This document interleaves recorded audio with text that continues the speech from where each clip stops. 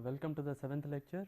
In this lecture we shall review the fundamentals of heat and mass transfer. So, the specific objectives of this lesson are to present equations for basic modes of heat transfer, namely conduction, radiation and convection, introduce the concept of thermal resistance, discuss analogy between heat, mass and momentum transfers, and discuss multimode heat transfer, and finally introduce heat exchangers.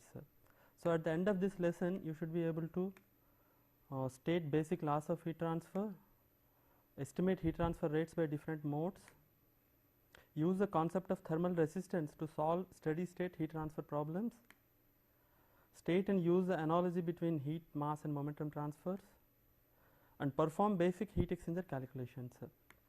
So, let us look at heat transfer. As we have seen in thermodynamics, heat transfer is defined as the energy in transit due to temperature difference, and heat transfer takes place whenever there is a temperature gradient within a system or whenever two systems at different temperatures are brought into thermal contact. Heat transfer cannot be measured directly, but the effects produced by it can be observed and measured. For example, when heat transfer takes place, some property of the system will change. For example, the temperature may change or some other property will change. So, by measuring the property or by observing the property, we can say that heat transfer has occurred. All heat transfer processes must obey the first and second laws of thermodynamics, because basically heat transfer is nothing but energy in transit. So, they have to obey the first and second laws of thermodynamics, but in addition to the first and second law of thermodynamics, we also have to apply certain rate laws of heat transfer to estimate the heat transfer rates. And estimating rate of heat transfer is a key requirement in the design and analysis of any refrigeration or air conditioning system. Now, let us look at the basic modes of heat transfer. As you know, probably the basic modes are conduction, radiation and convection. Even though we treat them separately, we find that in most of the engineering problems, heat transfer takes place by more than one mode simultaneously. That means you have what is known as a multi-mode heat transfer in most of the engineering problems. But when we are treating the subject, initially we treat them separately, and then we see how to club them when they are occurring simultaneously. Now, let us look at conduction heat transfer. Conduction heat transfer takes place whenever a temperature gradient exists in a stationary medium, and on a microscopic level, conduction heat transfer is due to the elastic impact of molecules in fluids, and in solids it is due to the molecular vibration and rotation about their lattice positions, and also due to the migration of free electrons. So, let us look at the Fourier's law of heat conduction. This is the basic law of heat conduction, and it is an empirical equation. So, that means it does not have any derivation, but it is based on the observations. So, this is the fundamental law of heat conduction. Okay.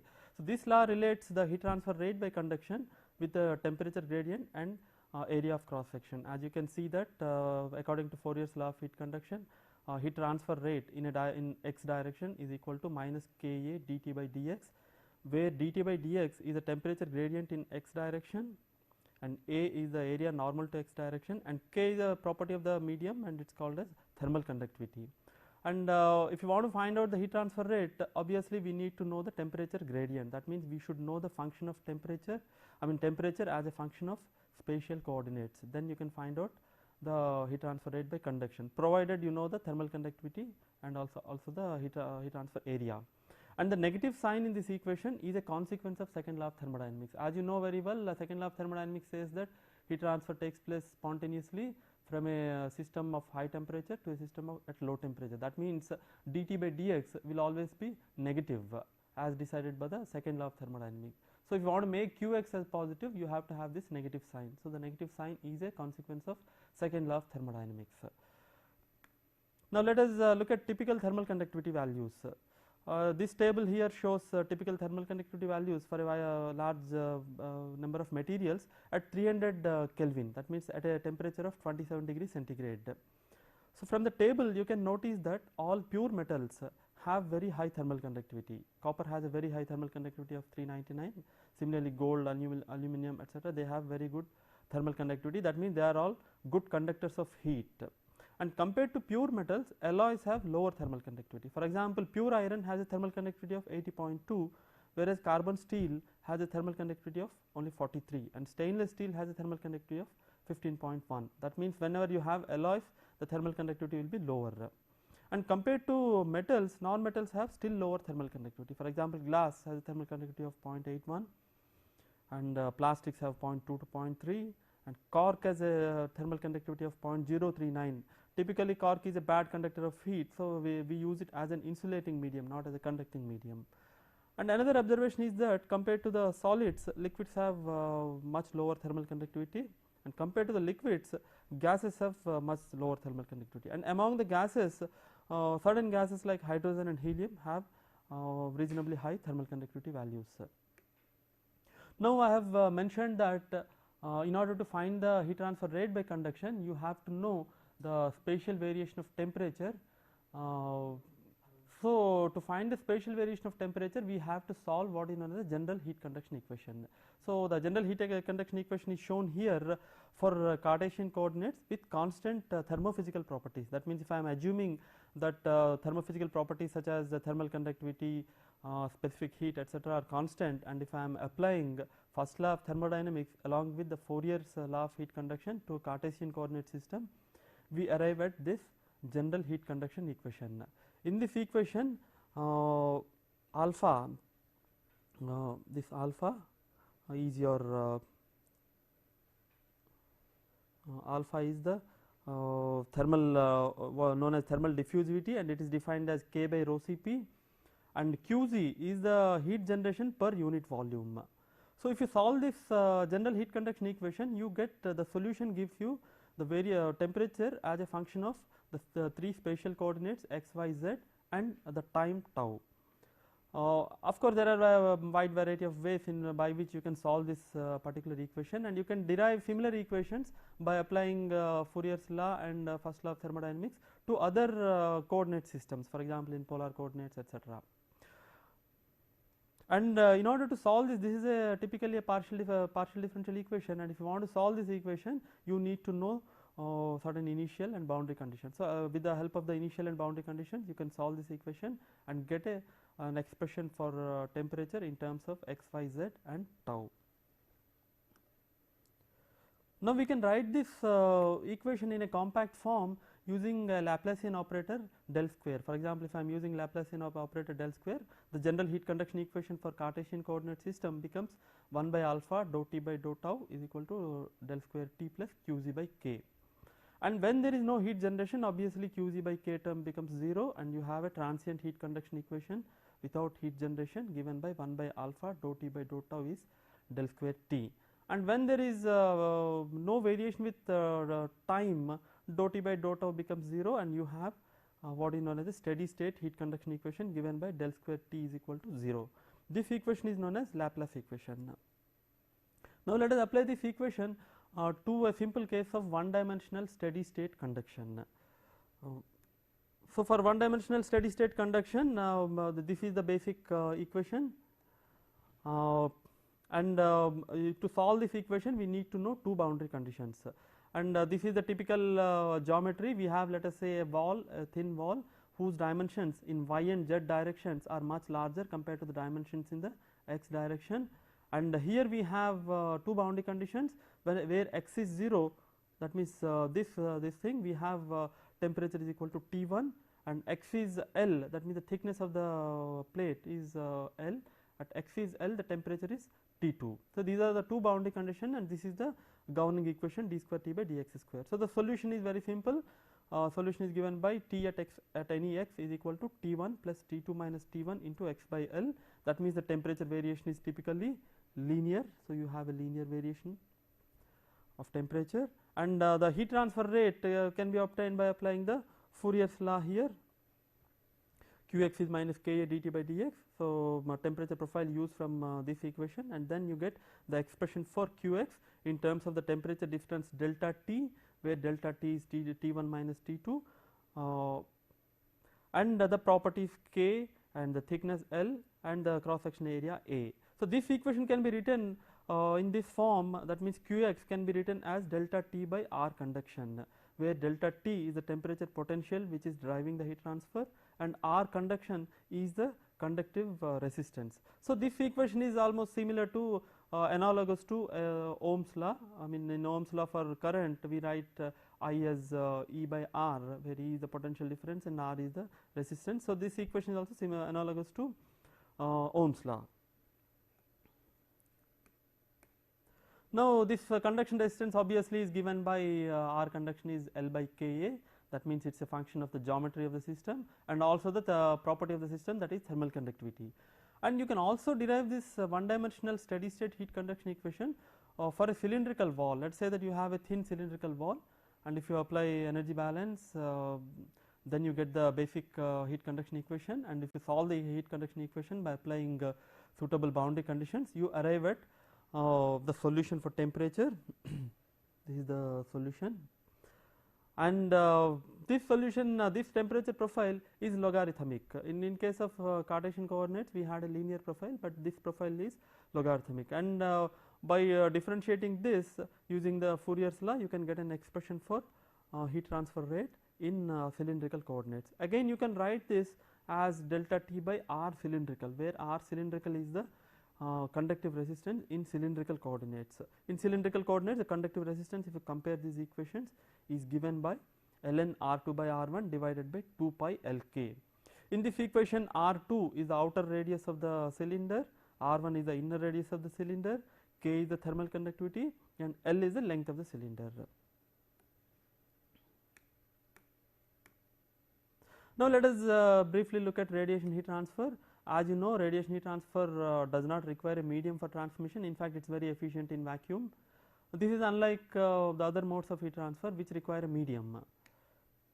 And energy transfer in radiation occurs due to the propagation of electromagnetic waves, and all bodies having a finite temperature emit electromagnetic radiation, and this electromagnetic radiation propagates with the speed of light in straight line in a vacuum, and if you have a medium, its speed is reduced, but still it travels in a straight line in a homogeneous medium. And the basic law for radiation energy emitted by a surface is given by Stefan Boltzmann's law, and this law is derived by integrating Planck's equation. Okay. So, in this equation is simply given by QR is equal to epsilon sigma A Ts to the power of 4, where QR is the rate of thermal energy emission in watts, and epsilon is the emissivity of the surface, and sigma is Stefan Boltzmann's constant, its value is given here, and A is the surface area, and Ts is the surface temperature in absolute units. Unlike the conduction and convection equations, the Stefan Boltzmann's law can be derived from basic thermodynamics. That means it is a derived this thing, it is not only an observation, not only based on observation. And here the emissivity is a property of the surface, and if emissivity is 1, we have a surface which is ideal. That means for an ideal surface, the emissivity is 1, and such a surface is known as a black body. A black body has nothing to do with a black color. Black body is an ideal emitter. That means it emits at a given temperature, a black body emits the maximum amount of radiation. Similarly, it absorbs the maximum amount of radiation. So, such a body is called as black body, and all real bodies have emissivities less than 1. So, all real bodies have emissivity less than 1, and emissivity, the definition of emissivity itself, it is defined as the emissive power of a real body divided by the emissive power of a black body at a fixed temperature. Okay. Now, let us look at the radiation heat exchange between any two surfaces 1 and 2, which are at two different temperatures T1 and T2. So, this is it can be shown that this is given by Q12 is equal to sigma into A into F epsilon into F A into T1 to the power of 4 minus T2 to the power of 4, where Q12 is the radiation heat transfer between surfaces 1 and 2, and F epsilon is what is known as the surface optical property factor, which depends upon the properties of the surfaces participating in radiation. So, basically it is a function of emissivities of the surfaces, and you also have a factor Fa, which is known as geometric shape factor or configuration factor, and T1 and T2 are obviously surface temperatures of 1 and 2 in degrees Kelvin, that means in absolute temperature scale. So, the major problem in radiation is the evaluation of the factors F epsilon and Fa. Normally we know the temperatures T1 and T2, and we also know the surface areas, etc. So, we have to find out the factors F epsilon and Fa. So, unlike the other modes of transfer, radiation transfer between two surfaces depends upon the orientation of the surfaces. So, the factor, geometric factor or configuration factor, takes care of the orientation of the surfaces. For example, if the surfaces do not see each other, then there will not be any radiation exchange between them. Okay. Now, we can also write the temperature radiation heat transfer in terms of temperature potential and resistance. Of course, if you look at the radiation heat exchange equation, we have temperature terms not in linear form, but in a non-linear form. That means Q is proportional to T to the power of 4, but still you can linearize it and you can write Q radiation as T1 minus T2 divided by R radiation, where R radiation is the radiative heat transfer resistance defined in the manner shown here. And you can see that radiative heat transfer resistance depends not only on the factors F epsilon and Fa, but it also depends upon the temperatures in a non-linear fashion. But it so happens that in most of the practical problems, when the temperature difference is moderate, then you can assume the radiative heat transfer coefficient to be linear. That means we can linearize the radiative heat transfer and write it as a function of temperature potential and a resistance. We shall see later what is the advantage of writing heat transfer rate in terms of a potential and a resistance. Now, let us look at the other very important mode of heat transfer known as convective heat transfer. So, convection heat transfer takes place between a surface and a moving fluid when they are at different temperatures. And convective heat transfer resistance consists of two mechanisms operating simultaneously. This is important. What are the two mechanisms? The first mechanism is the energy transfer due to conduction through a fluid layer adjacent to the surface. Now, if you remember in the last lecture, I was mentioning hydrodynamic boundary layers. When a fluid flows over a surface, the fluid layer adjacent to the surface attains the velocity of the surface. If the surface is stationary, the fluid layer also becomes stationary. So, this is what is known as a no slip condition, and the boundary layer is known as hydrodynamic boundary layer. Similar to hydrodynamic boundary layer, when a fluid flows over a surface whose temperature is different from the fluid surface, then the fluid layer adjacent to the surface attains the temperature of the surface. Again, this is because of your no slip condition. Okay, that means we have a stationary layer on the surface where the temperature is same as the surface temperature. That means similar to a hydrodynamic boundary layer, a thermal boundary layer also develops, and the temperature varies in this thermal boundary layer from the surface to that of the free stream. So, you can see the similarities between the momentum transfer and convective heat transfer and hydrodynamic and thermal boundary layers. And the layer which, as I said, is stationary, the layer close to the plate is stationary. So, the mode of heat transfer through the stationary layer has to be obviously conduction.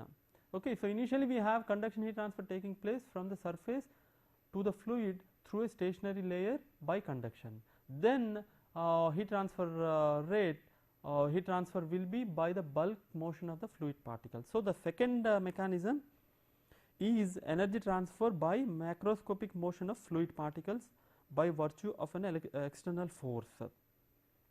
So, conduction is followed by macroscopic motion of fluid particles, and what is causing the macroscopic motion? An external force causes the macroscopic motion of fluid particles, and this external force could be generated because of the presence of a fan or pump. For example, a fan or pump is driving the fluid over the surface. Okay, then that causes the fluid flow and the mixing of the fluid particles. Such a type of convection is known as forced convection. That means, whenever we are using an external source such as fan or pump, we call that convection as forced convection. It is also possible to have convective currents in the absence of any external device. This is known as a free convection. This free convection takes place because of the buoyancy effects. That means, when a fluid comes in contact with a surface whose temperature is different from the fluid temperature, then there will be temperature gradient. And as you know, fluid density depends upon temperature. So, when the temperature varies, density also varies. So, due to the density variation, buoyancy effects are generated and fluid flow is generated. This is known as free convection. Now, the basic heat transfer rate by convection is written in a very convenient fashion as Q is equal to HCA into TW minus T infinity, where HC is the convective heat transfer coefficient, A is the area of heat transfer, TW is the surface temperature, and T infinity is the temperature of the fluid in the free stream. This equation, which is called as the basic equation for heat transfer by convection, is also known as Newton's law of cooling. And basically this is a definition of heat transfer coefficient. It is not actually a law, but it defines the heat transfer coefficient. And as I mentioned, since near the surface the heat transfer rate is by conduction, we can show that Hc is nothing but minus Kf dt by dy at y is equal to 0 divided by Tw minus T infinity. By writing the heat transfer rate in terms of conduction for the stationary layer and equating that to Newton's law of cooling, you can arrive at this expression. Now the convective heat transfer coefficient from this equation obviously depends upon the thermal conductivity of the fluid, the temperature difference Tw minus T infinity, and the temperature gradient dt by dy at y is equal to 0. That means what is the temperature gradient near the surface. Now this temperature gradient near the surface dt by dy at y is equal to 0, y is the direction perpendicular to the surface, so keep it in mind. So dt by dy at y is equal to 0 depends on the rate at which the fluid near the wall can transport energy into the main stream. So it basically depends upon the fluid flow. That means in convective heat transfer problems we have to consider fluid flow in addition to the heat transfer. That means this mode of heat transfer is governed not only by the heat transfer laws but also by the fluid flow laws. So some people do not consider convection heat transfer as a basic mode, because here you have both heat transfer by conduction as well as fluid flow. Okay, but still for convenience sake we consider this also as one of the basic modes of heat transfer. Let me show typical convective heat transfer coefficients. This table shows the type of fluid and flow. Remember that once again I am repeating it, convective heat transfer coefficient depends on the type of the fluid and on the flow and also on the geometry. And if you have air in free convection, that means heat transfer is driven by density differences, then heat transfer coefficient varies between 6 to 30 watt per meter square Kelvin. And if you have water again in free convection, then you have heat transfer coefficient slightly higher, 20 to 100. So you can see that water is gives a much higher heat transfer coefficients compared to air. This is due to the higher thermal conductivity of liquid. Then if you have forced convection, then you have higher heat transfer coefficients. Forced convection, the fluid is air or superheated steam, then the heat transfer coefficient varies from 30 to 300. So you have one order of magnitude higher than the free convection. This is because of the vigorous mixing of the fluid when you have forced convection. When you have oil in forced convection, again you have 60 to 1800. This is higher than the air because you are dealing with a liquid. And if you have a water, you get much higher heat transfer coefficient because water has typically higher thermal conductivity compared to oils. And if you have phase changes such as boiling or condensation, you get really high heat transfer coefficient. For example, in case of synthetic refrigerants, under boiling condition you have heat transfer coefficient which vary anywhere between 500 to 3000 watt per meter square Kelvin. And if you have water, then you get really good heat transfer coefficients, again because water has excellent thermophysical properties compared to synthetic refrigerants. So you can get heat transfer coefficient from 3000 to 60,000. And similarly in condensation, generally condensation gives much higher heat transfer coefficients compared to any other mode of heat transfer. So you can see that you get very good heat transfer coefficients when fluids are condensing. Typically with steam you can get heat transfer coefficient as high as 1 lakh watt per meter square Kelvin. Now similar to conductive and convective heat transfer, conductive and radiative heat transfers, you can also write the convective heat transfer rate in terms of the temperature potential and the resistance. So you can write Q as Tw minus T infinity divided by R convection, where R convection is the heat transfer resistance to convection. And if you compare this equation, you can easily show that R convection is nothing but 1 by Hc into A. And the major problem in all convective heat transfer problems, the way it has developed, is the estimation of heat transfer coefficient. So you can see that almost the entire literature on convective heat transfer coefficient is devoted to evaluation of heat transfer coefficient, because once you know the heat transfer coefficient, you can find out the heat transfer rate by multiplying that into temperature difference and surface area. Now, how do we evaluate the convective heat transfer coefficient? You can evaluate it analytically for simple cases. If you want to evaluate it analytically, you have to solve mass, momentum and energy equations. Since this can be pretty complicated, this method is possible only for simple situations. Simple situation means, let us say that laminar fluid flow is taking place over a flat plate. Then you can have analytical solutions and you can find analytical expressions for heat transfer coefficient. Similarly, laminar fluid flow is taking place over a cylinder. Again, you can have a closed form solution and an analytical solution. But when you have complicated cases, for example, when you have turbulent flow and when you have complicated geometries, then it is very difficult and you cannot have analytical solutions. And in such cases, what is done is you have to go either for numerical methods, or most popularly people use experimental methods in addition to the dimensional analysis to arrive at expressions for heat transfer coefficients. That is what is mentioned here. Most of the convection heat transfer data is obtained through careful experiments, and equations suggested are mostly empirical. Once you have empirical equations, they are valid for only a set of conditions under which these equations were derived, and they are also applicable to only that particular range of experiments. So you must be very careful when you are using the empirical correlations. You must check that your problem falls in the range of that particular correlation, only then use it. And fortunately, because of the huge amount of work done in this area, you have correlations for almost all practical situations. So you have to look for them in suitable heat transfer data books and textbooks. And to some extent, generalization has been made possible by introducing several non-dimensional numbers. Usually you will see that, probably you remember from your basic course on heat transfer, that several non-dimensional numbers such as Reynolds number, Nusselt number, Prandtl number are introduced, and generally the correlations are given in terms of the non-dimensional numbers. This will generalize the correlations to a large extent. I will show you one typical heat transfer correlations.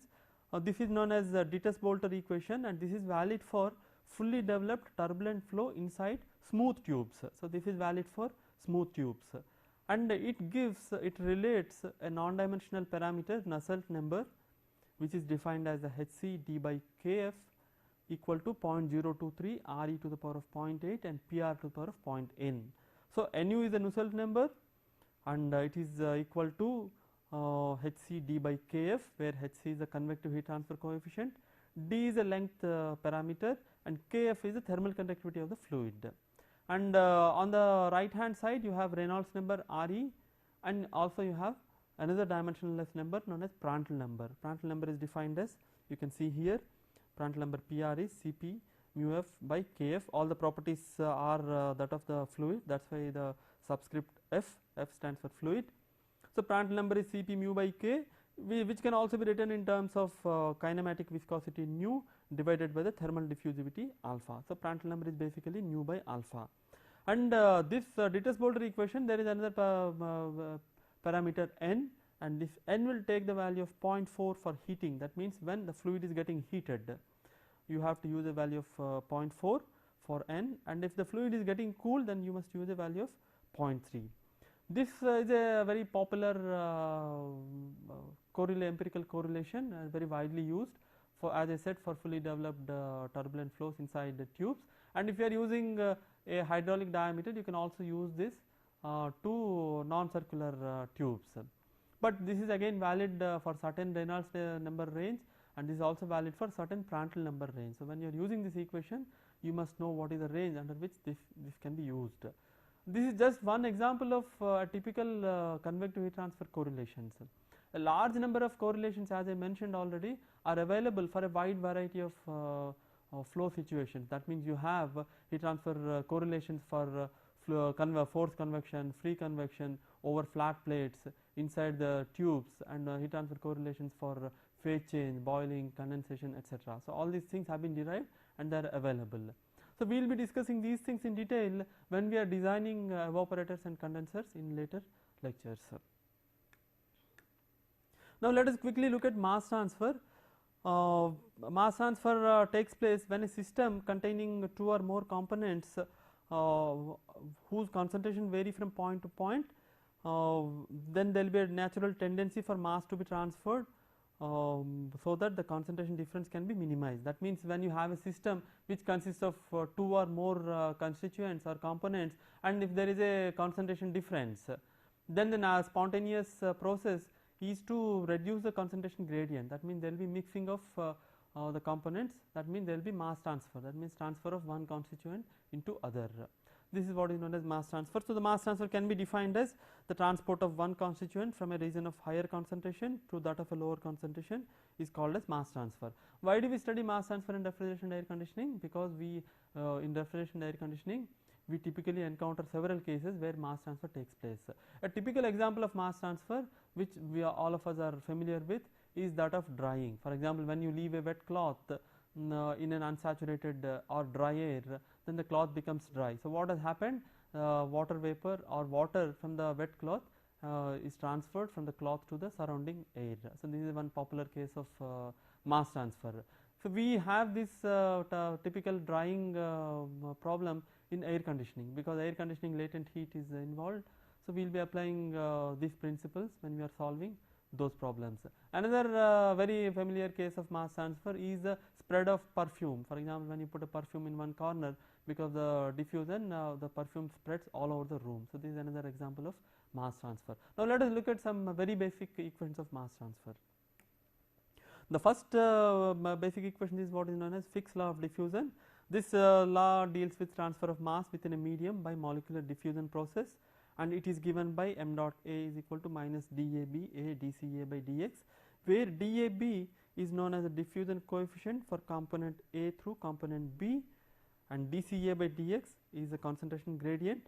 So you can see the similarity between Fick's law and Fourier's law for heat conduction. The similarity arises because both are diffusive processes. So that's why the equations are similar. Again, you can see that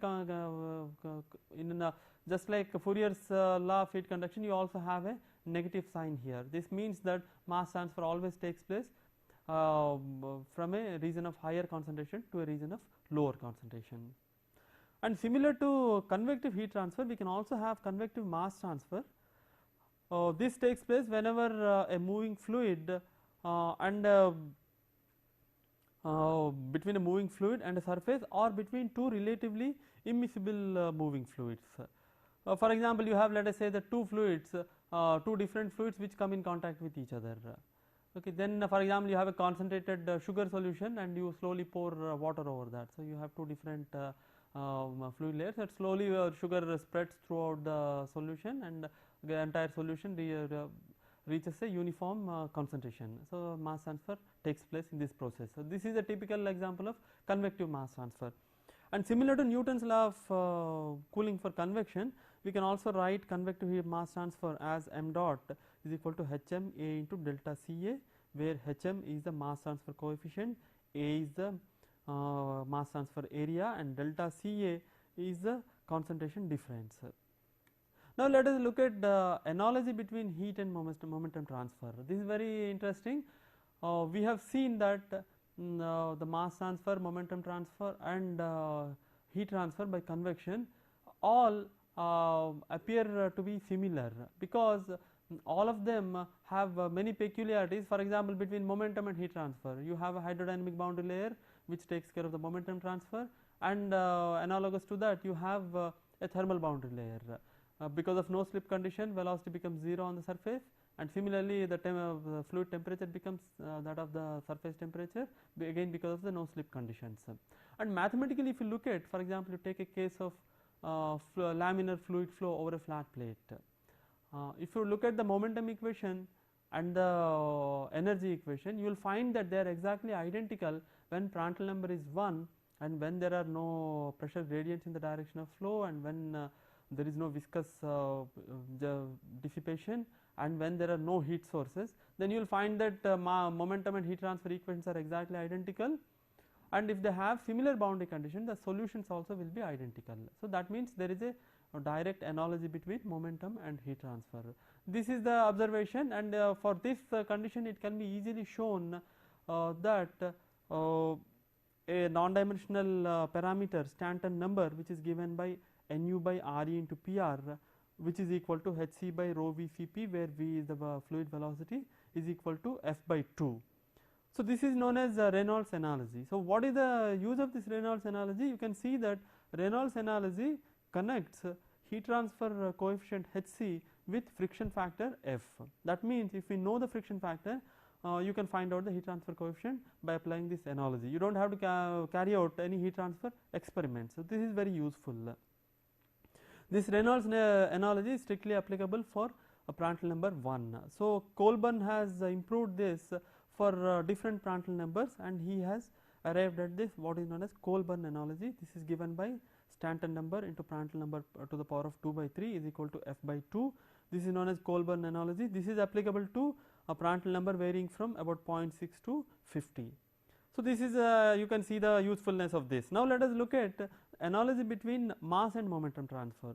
Similar to heat and momentum transfer, we can also write analogy between momentum and mass transfer, and here we define another non-dimensional number called Sherwood number Sh, and this Sherwood number is defined as Hm into L by d, where Hm is the mass transfer coefficient and d is the diffusion coefficient and L is a length parameter. So Sherwood number is analogous to Nusselt number, and we also define another non-dimensional number called Smith number. This Smith number is analogous to Prandtl number.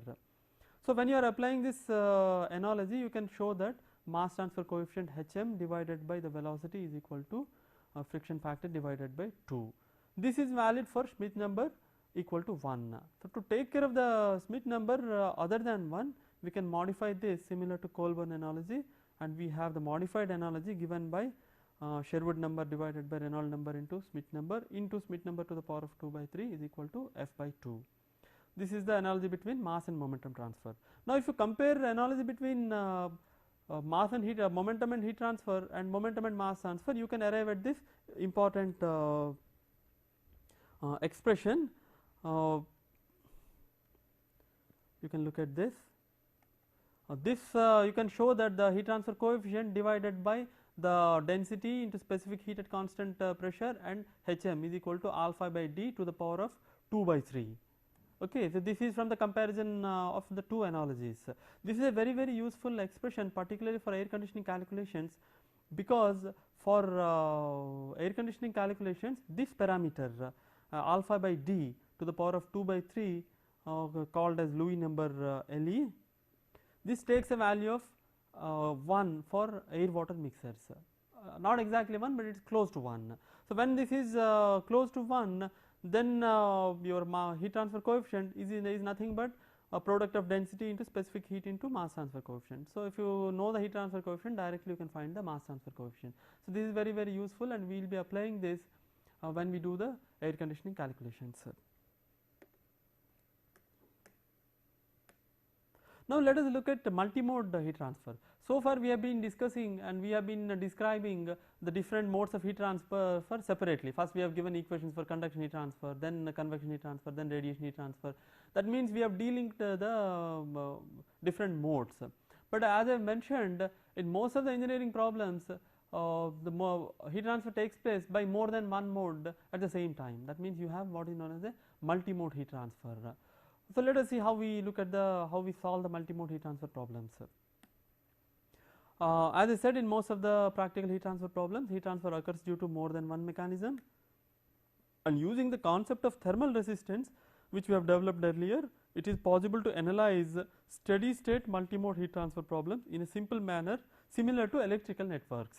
So remember that this concept of thermal resistance and networks is applicable only to steady state problems. If you have unsteady state problems, you cannot directly apply the concept of thermal resistance and networks.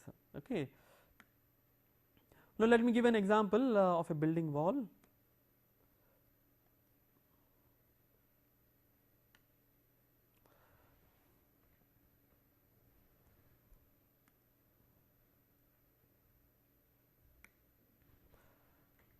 Okay.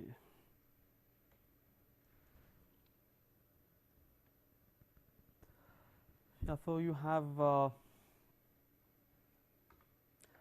yeah, stop recording for a moment, please.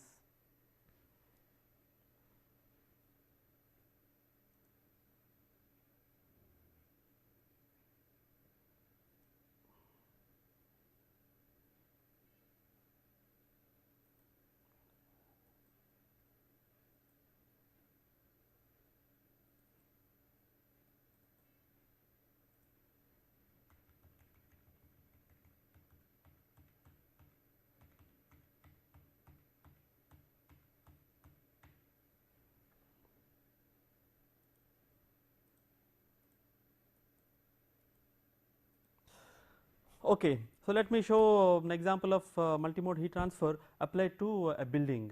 So here we have two rooms, room 1 and room 2.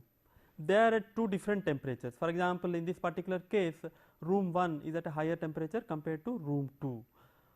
So there will be heat transfer between room 1 to room 2, and the surroundings of the room 1 are also in this particular this thing at the same temperature as that of the room temperature. That means the air and the surrounding surfaces are of room 1 are at temperature T1.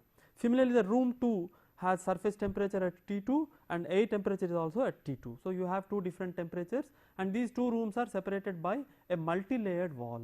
Okay, so this wall is a multi-layered wall. That means it consists of three layers: layer 1, layer 2 and layer 3.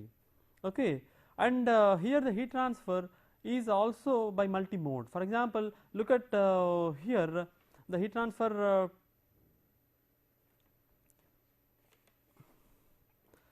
heat transfer takes place first by radiation from the surface surrounding surfaces to the wall, and also by convection from the air to the wall.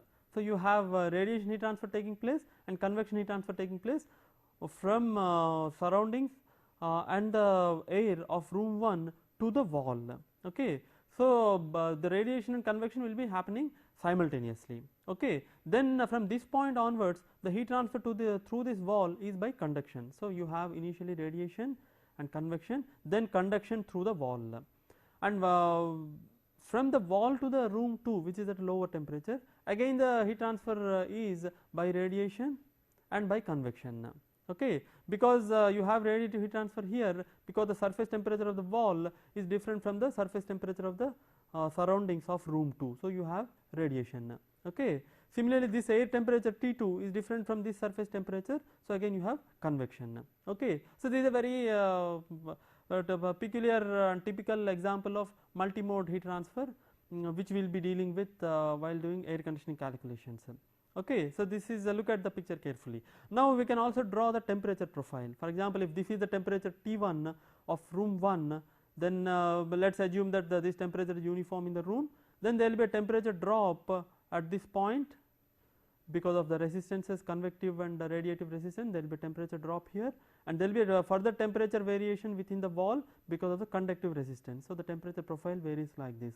Again, from the wall to this room 2, you have again a temperature variation because of the convective and radiative resistances of this room. Okay, so this is a typical temperature variations of the for this particular problem. Normally we know these two temperatures, and we also know the properties. For example, let us say that we know the properties of the walls 1, 2, 3, that means thermal conductivity, lengths, areas, etc.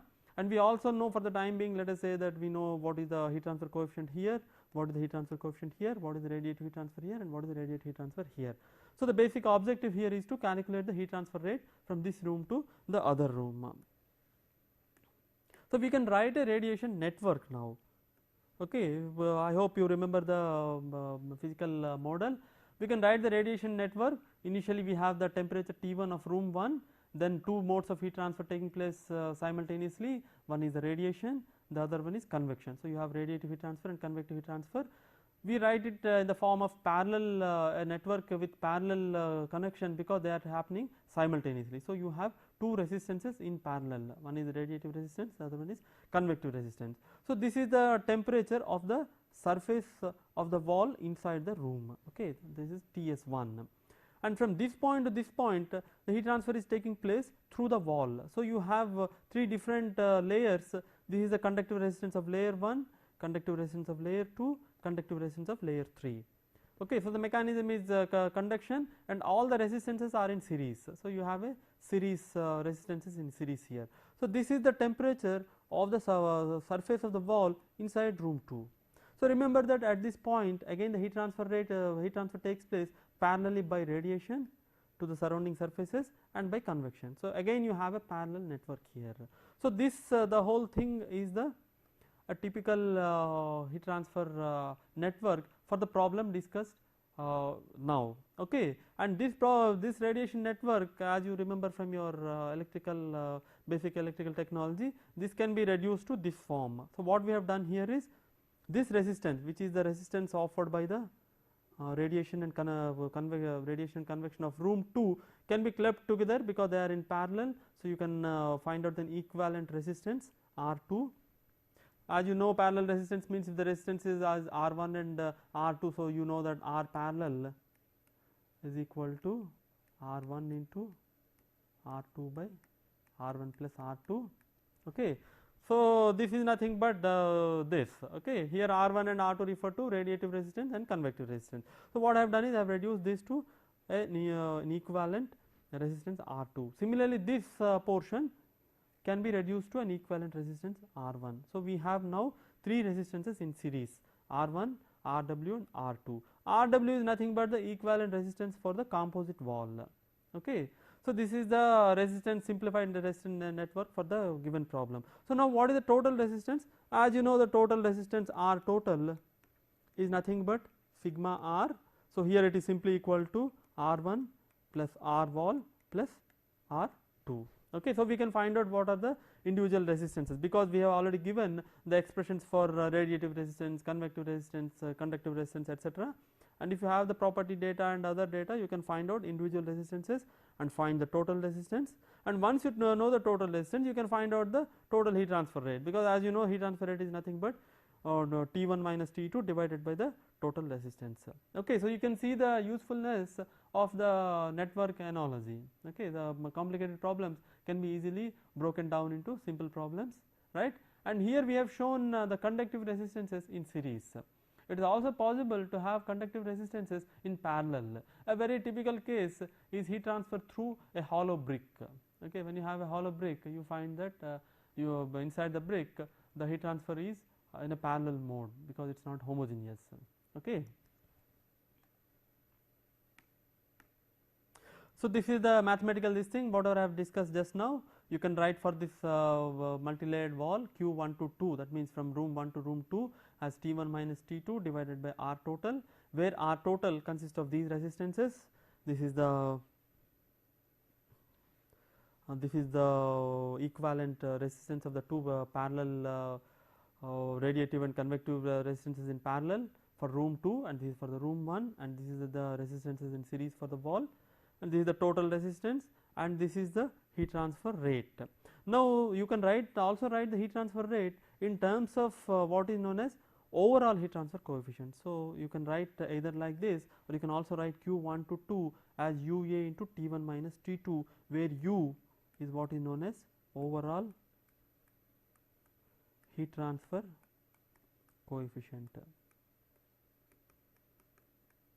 You probably might have heard of this when you are doing heat transfer calculations, and when I am comparing this equation with this equation, you find that overall heat transfer coefficient is nothing but 1 by R total into A. So, if you know the resistances, you can calculate the overall heat transfer coefficient. The concept of overall heat transfer coefficient will be used very widely when we are designing the heat exchangers. Okay.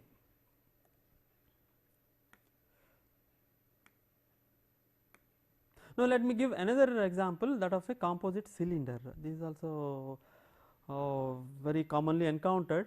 So, here what we have is a metallic tube. Okay. This is a metallic tube through which a fluid is flowing. Okay. And this is an insulated tube. So, outside you have insulation, right. So, an insulated tube through which a fluid is flowing, and let us say that the fluid temperature is different from the surrounding temperature. So, surroundings have a temperature of T0, whereas the fluid has a temperature of Ti. Okay. then there will be obviously heat transfer depending upon whether T naught is greater than Ti, as Ti is greater than T naught, there will be heat transfer from the fluid to the outside or from the outside to the surface, outside to the fluid, sorry. And what is the heat transfer rate? The heat transfer rate can be written like this: Q is equal to U naught A naught into Ti minus T naught, where Ti is the fluid temperature inside the tube and T naught is the outside surrounding temperature, and where A naught is the surface outside surface area of the tube. That means surface area referred to the outside surface. Okay, this is A naught. Okay, typically pi d naught into L, where d naught is the outside diameter.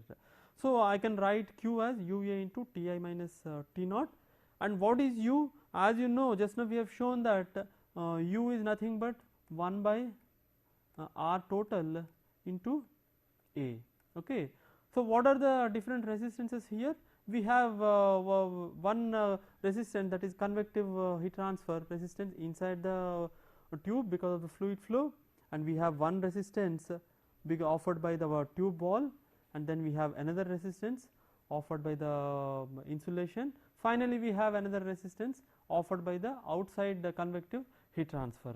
Okay. So basically we have the 4 resistances in series. Okay. So you can easily find out what is the R total, because R total is nothing but summation of inside convective resistance, resistance or conductive resistance offered by the tube wall, conductive resistance offered by the insulation, and convective resistance offered by the outside surrounding air. Okay. So you can find out R total, and from R total you can find out U naught. Once you know U naught, you can find out Q. Okay. So again you can see what is the advantage of applying resistance network and the concept of thermal resistances. Okay. Sometimes what happens is you can have additional resistances. For example, when a fluid is flowing through a tube, let us say that fluid is not very clean, so it can form a scale inside the tube. Okay. So that means there can be a scale formation here. Okay. So what is the effect of the scale formation? There will be another resistance term here because of the scale formation. Okay. There will be resistance term here because of scale formation here, and if you know what is the resistance offered by the scale, you can find out the new overall heat transfer coefficient, right.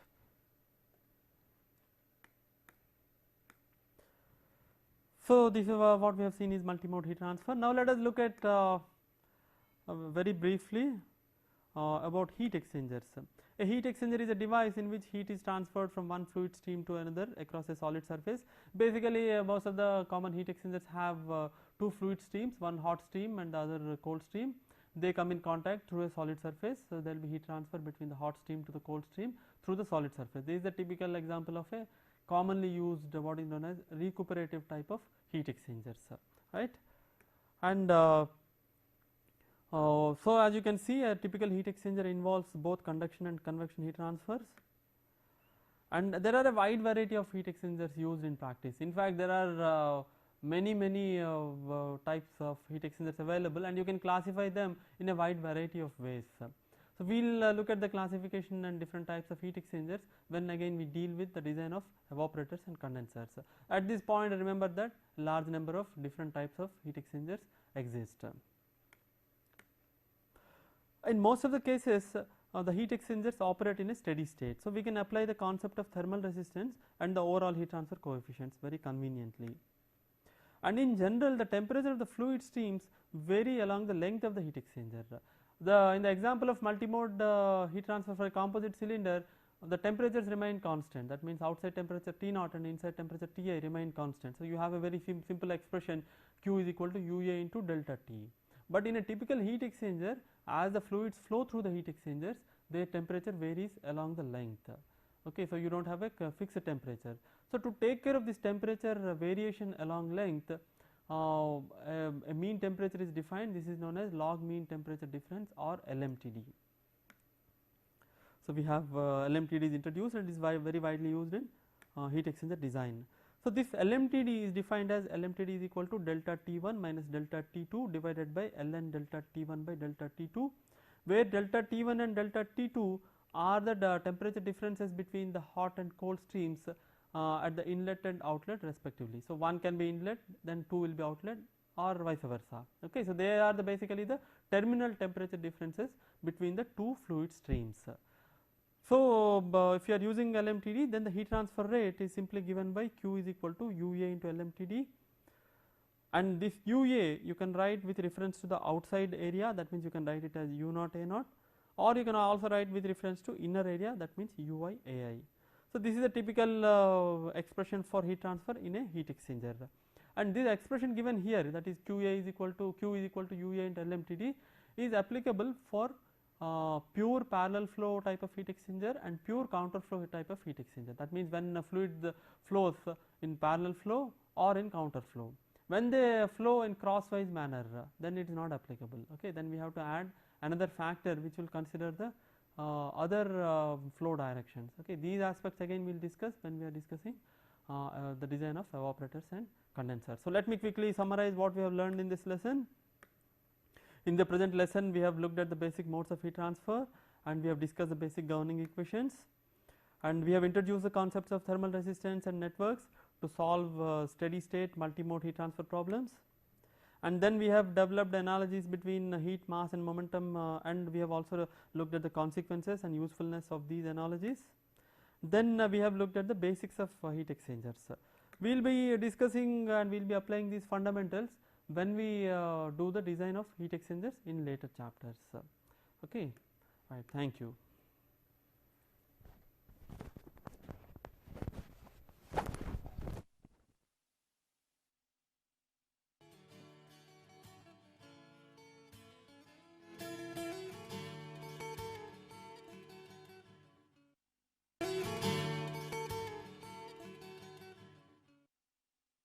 This lesson are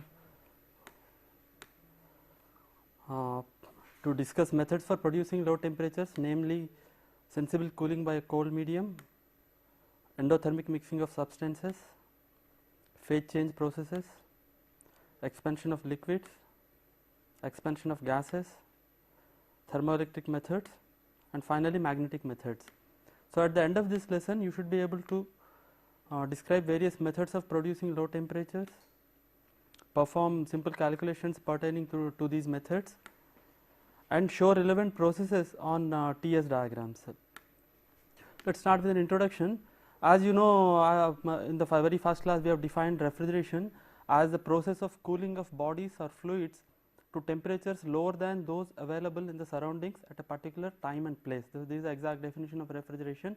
So, here the important thing is to produce refrigeration, it is essential to produce temperatures low enough for heat transfer to take place from the system being refrigerated to the system producing refrigeration.